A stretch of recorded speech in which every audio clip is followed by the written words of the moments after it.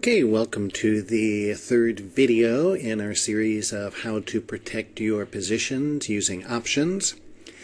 And in this one we're going to talk about how to create a collar. Now we talked about this one third very appropriately because it's really a combination of the first two. In the first one we were buying a put against our stock position. In the second one we were selling a call against our stock position. In the collar, you do both at the same time.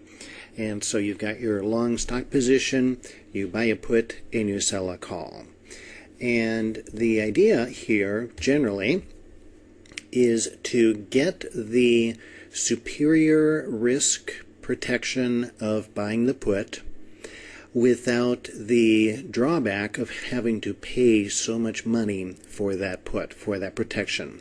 So we're trying to get the superior protection of buying the put over against selling the call, but trim some of the cost of that put, or maybe in some cases even get it close to free. So that's the concept, and it sounds like a good concept, and it is. Sometimes it's easier to do than others. Again, option pricing can be a little finicky and a little tricky. It depends on volatility and so forth. When the market is very volatile, option prices tend to go up because volatility is part of the price of the option. As discussed in the manual, there's various elements that go into making up the price of the option. Volatility or implied volatility, which means what the market anticipates that volatility will be going on into the future, is a major part of that, and it can also be a major part of the change in the price of that option after you buy or sell it. So very important thing to be watching in your option positions. Okay, so this is JP Morgan. And we're going to get a little more specific with each of these videos. We're just getting a little more specific. So here we actually had a potential opportunity to buy using our methodology, a reversal trade. Market's been going down for a while, putting in a higher low, cycle low, first retrace after dad turns up. And we've got a bit of a, well, quite a divergence here. And so anyway, you know, it's a possibility. Now 50 MA has gone perfectly flat, so the downtrend is over. And so we would have bought 1 penny above the high of that bar. High of that bar was 25.32, so we'd be getting it at 25.33. And our stop would be 22.48. Now, if we decided that we wanted to go ahead and buy that stock position, then we know our downside. Well, we can go ahead and we can put in our hard stop at 22.48. But what happens, I mean, this is, you know, with the way the stock market is right now, February of 2009, the financial institutions and so forth, you know, anything can happen. It's been pretty crazy. A lot of financial institutions going out of business, being bought out, etc., etc. So it's possible that something traumatic could happen. Now, the government's moving forward with the stimulus package. We'll see if the stock market likes that or not. Seems to at this juncture. But again, anything can happen in the markets, right? So we know we can put in our stop at 22.48, but what happens if maybe something even more dramatic than a financial issue? Could be a terrorist attack or something really terrible, and the market could gap down to 10, and this could go down to 10, could go down to 5, and just gap right through our stop. Well, if you put in a market stop order, you will get filled down at $10, and you will have lost that money.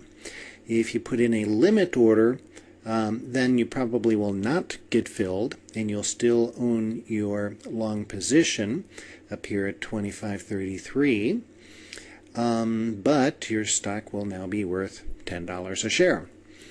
So neither one of those situations are good. Either way, on paper or in real money, you're down. You've lost that money. You do not have it. So how can we protect against that? Well, we've got the protection down to 22.48 with our stop.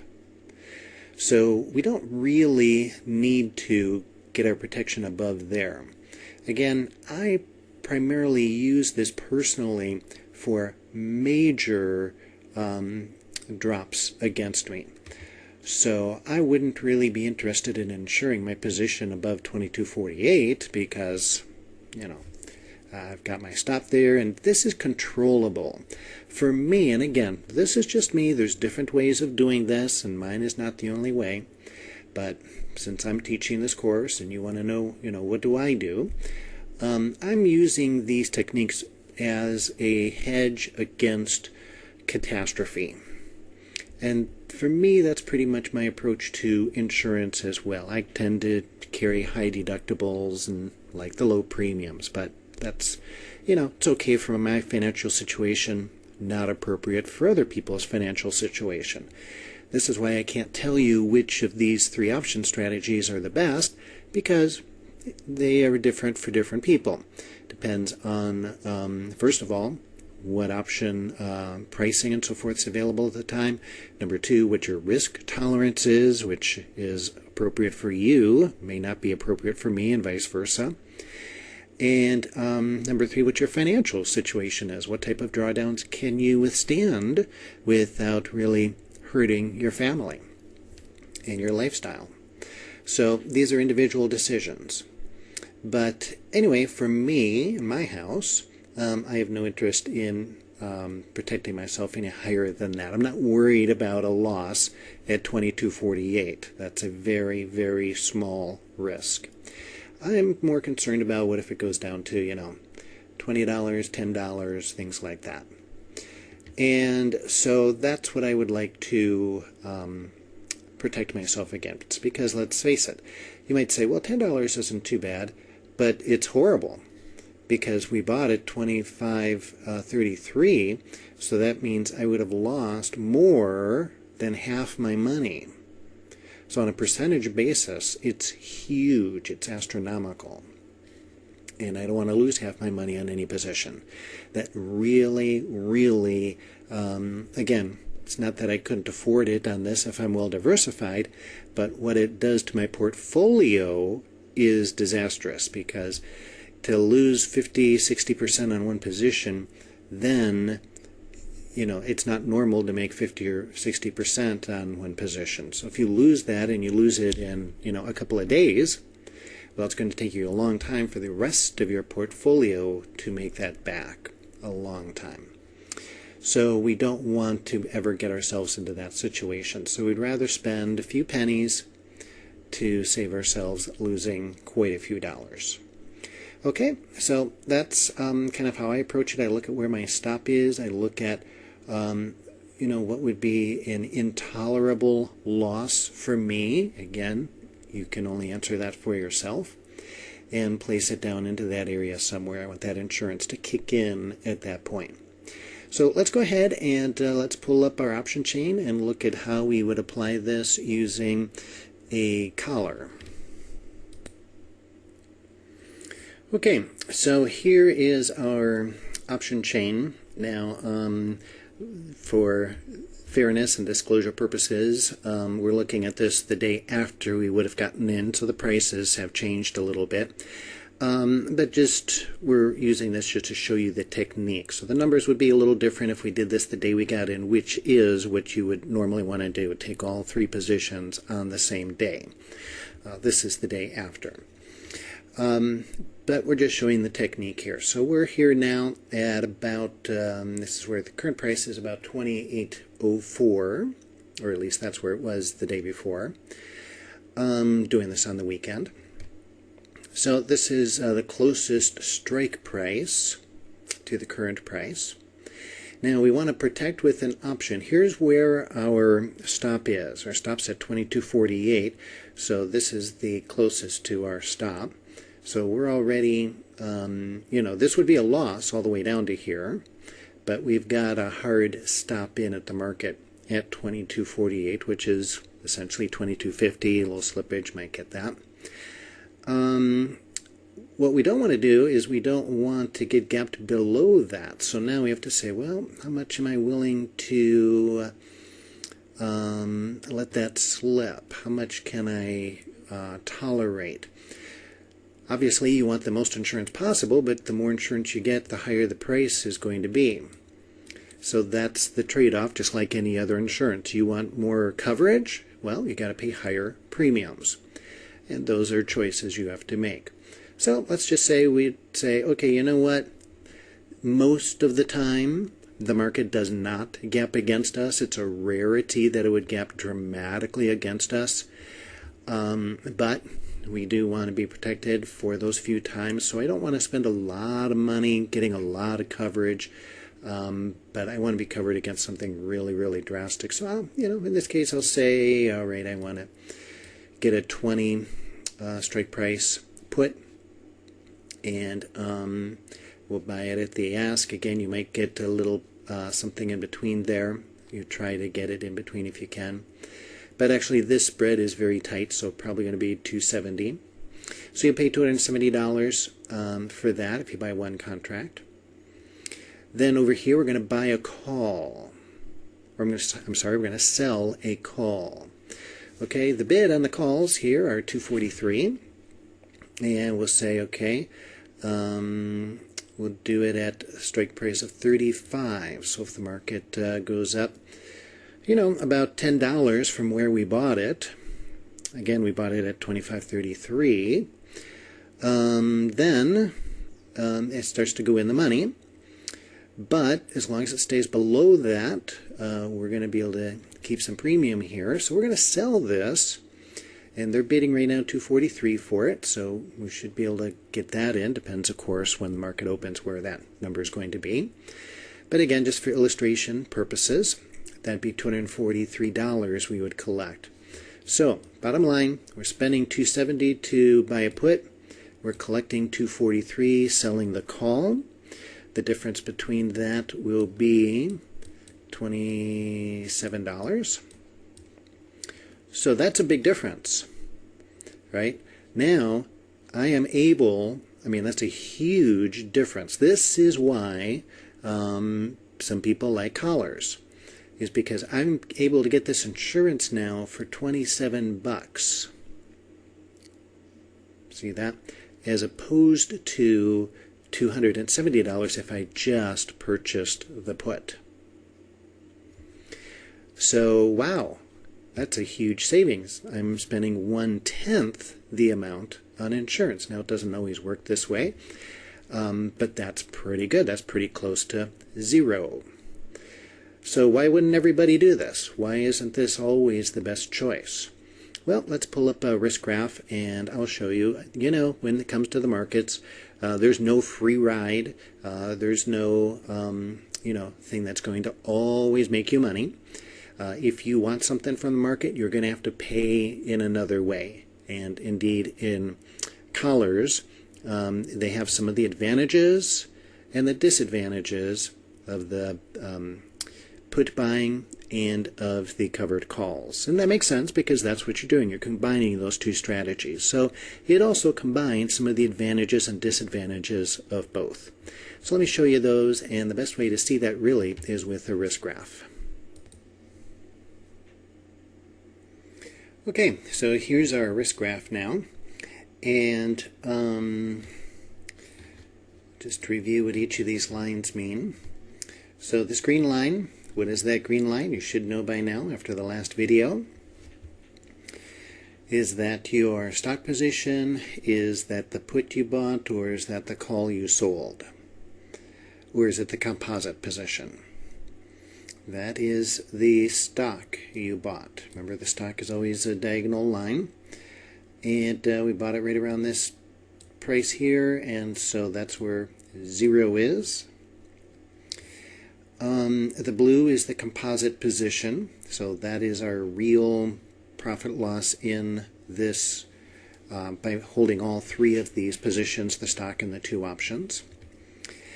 Now, the magenta line, or the purple line, that is the call that we sold. We sold the call, so we collected that premium, and this is the premium. It looks small here, but it was what, a couple $100 or so, and so we get to keep that premium if the stock goes down in price. Here, the stock price is down here. So as the stock price gets lower, lower, lower, well, we're going to get to keep that premium that somebody paid us for buying that call that we sold them. On the other hand, if the stock goes up, well, that's working against us. Now, the gold line, or the brown line here, that is the put that we bought. So the put we bought, now that has that just has a set price. Again, that was about, what, $270 as I recall. So that's what this represents. It flat lines out here at about $270. And that's the max that we're going to lose on that part of the position if the stock goes up. But if the stock goes down, then see, it starts going up and up and up, and we can make a lot of money. So we'll make money on the stock if it goes up, but we'll lose money on both the put and the call if the stock goes up. So here is, let me get all these other lines off of here. We're protected to the downside a little more. And so basically here's what happens. The blue line is our composite position of all of our profit loss for all three positions, holding them concurrently. And you can see the gap here between the stock, the green line, and our composite position. We have minimized our risk. And in fact, if the stock goes down to $10 or $5, we've cut our risk in more than half. If it goes down, $20, whatever here, I'm not even sure what that would be, but anyway, $10, pretty good. And so we are minimizing our risk. And the more the stock goes down, the more that we're minimizing that risk. So risk does, it does give us the bottom, or the flattening out, or the floor of risk that would accompany a straight purchase of a put position combined with stock position. So we get that benefit. Now, the problem is on the other side, the profit side, you'll notice that the blue line is way below the green line. And so we get the benefit of protection on the downside from the put, but we don't, or we suffer from the problem of buying or of selling the call, and that is the limited upside. And so, again, we're looking at big numbers here, and I do want to point this out. 35.50, 65.80, very unlikely, that JP Morgan's going to go up to $80 before our options expire, which, as I recall, was June. I think we were buying and selling June options. Now, it's possible, could happen, but, we bought it at 25. So is it really going to triple in value in just a few months? Just the odds are not there.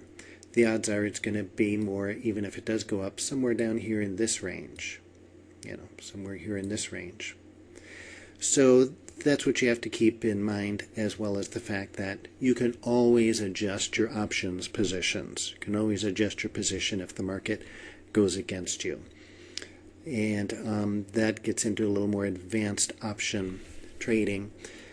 And also, my personal opinion on adjusting options is that the marketers of option adjusting courses make it sound a lot better than it really is, because it's still money lost on paper. And if you ask your broker, hey, you know, I haven't cashed in this position, it's just down on paper, your broker is going to say, yeah, well, you just try to get leverage from me.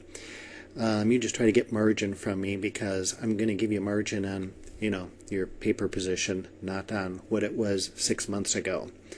So your broker's pretty convinced that where your position is now, that's how much money you got, even if you haven't cashed out. And believe me, that's what I think too. So as you can see, as would be expected, you get some of the advantages of buying the put, you get some of the disadvantages of selling the call.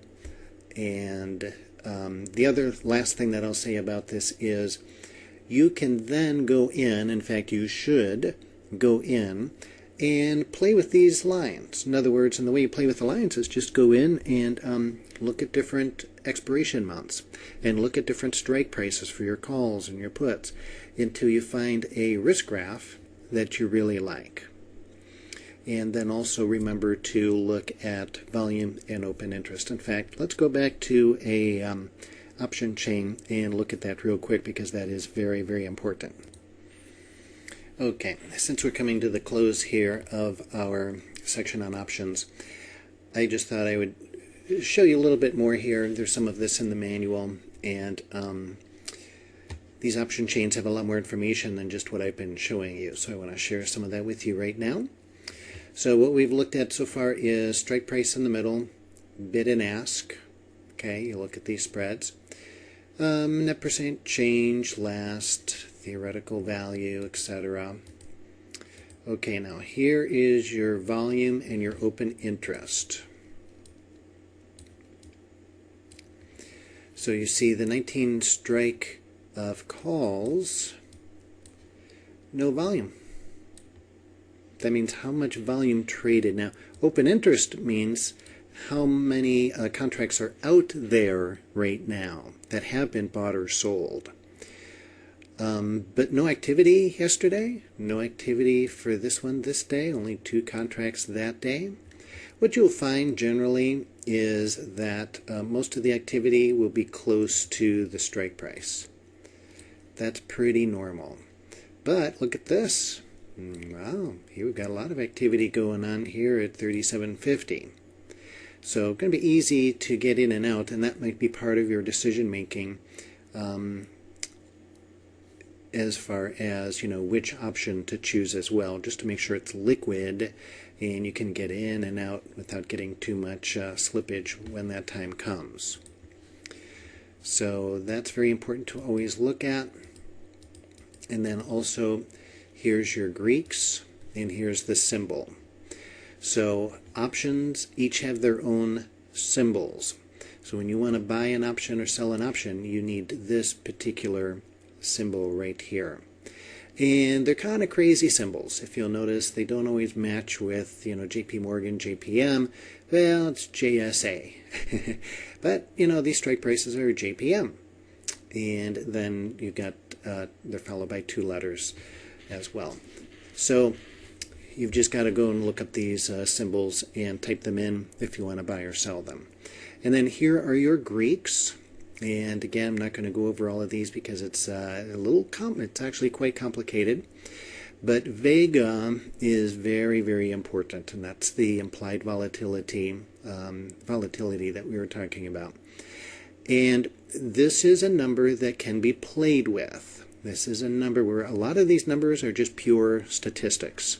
And historical volatility, or what's sometimes called statistical volatility, is also a pure statistic that can't be really manipulated or played with. But Vega, you know, this is not a statistic based on a calculation of current numbers. This is really what the market expects will be the future volatility of a particular, in this case, stock. And so these numbers can change and can dramatically affect the pricing of the stock.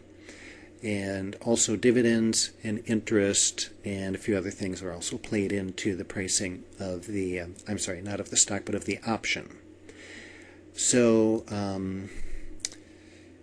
And when you spread time, for example, if you wanted to buy 1 month put and sell a different month call, then you've got what's called a time spread, and now volatility can come into play even more because generally, well, you want to buy and sell options that have certain volatilities. So for example, again, you want to buy low, sell high. So generally considered, you want to sell a high volatility option because it's going to be priced higher. You want to buy lower volatility options because they are priced lower. And if you can get what's called a volatility skew, where you can sell a high volatility option and buy a low volatility option, sometimes that can really work in your favor, especially if you get a volatility crunch on the option that you sold. Then the volatility will come down, price will come down, and it can really do some interesting things.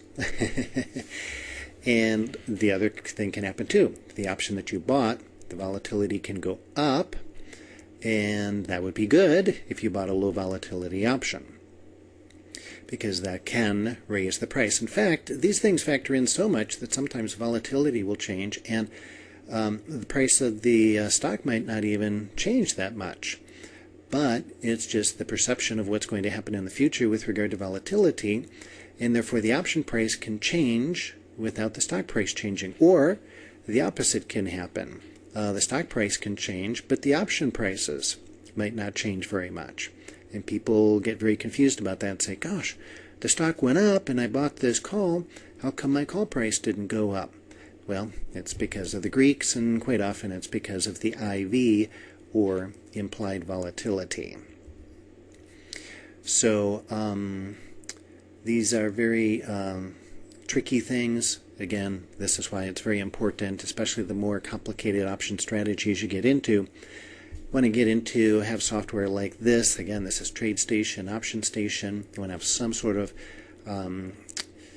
software program that can do this for you, calculate these values, and you have to understand how these can work for you, how they can work against you, and then be able to put together a risk graph and understand that these risk graphs can also change over time. In fact, let me do one more thing and just show you how these risk graphs can change over time. Just give you one simple illustration. Okay, so we're going to have to make this quick here because we're running out of time, but this is a option graph that shows the different time periods. So the green line, this is current. This is right now. All right. And then the magenta line, that's at March expiration. Again, we're in February right now. And then April expiration is the brown line. And then May expiration is that blue line. And then June, which is when this actually does expire, this is a June option. So the actual expiration of this option, that red line. So why? So for example, right now the green line, of course, this is current. That's today. And these lines will actually change a little bit each day. So right now, here's our buying price. So if JP Morgan goes up to $45 tomorrow, okay, or if it went up there today, okay, we're going to make a big amount of money. But if it goes up to $45 in June, we make less money.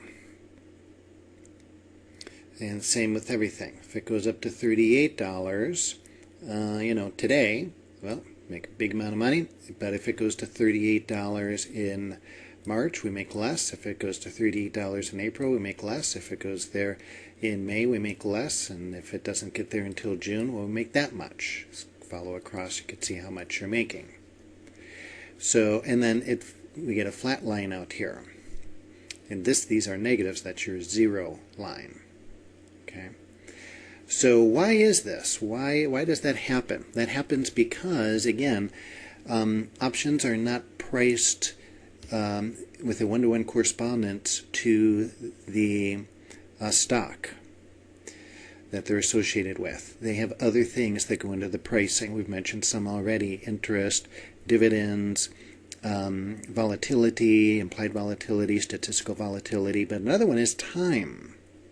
So, and we've talked about it, but I just think this illustrates it even better than what I've said in the past, that you pay for time. And so the more the time goes by, the less time you have to be right to get the price that you want, and so therefore the lower that option goes down. In other words, the less it's worth. People will pay more for an option if they think the market's going to, go up to $38. Well, they know they have a better chance if they buy an option a year out that it's going to get to $38 than if they buy one that's going to expire in 30 days. Well, not much, chance it's going to go from $25 to $38 in 30 days, they say. So they're just not going to pay as much for that. So it's going to be cheaper. So that's what's happening, is as time's running out on this option, it's getting cheaper and cheaper, and you own it, and so therefore the price of the option is actually going down, and your reward is going down as time goes by. This is time decay, it's called. And this is why some people like to sell short-term options, because they say, well, gosh, if I sell a short-term option, then even if the stock just stays the same or even goes up a little bit, I can still make money because of time decay.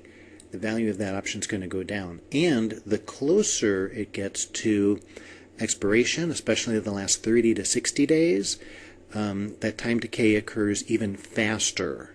It goes really down dramatically the last 30 to 60 days. So people who sell options like to generally sell options with only 30 to 60 days. They expire worthless, they collect the premium, and they like that as an income strategy. And so that's something you want to keep in mind as well, is that time decay when you're choosing your options.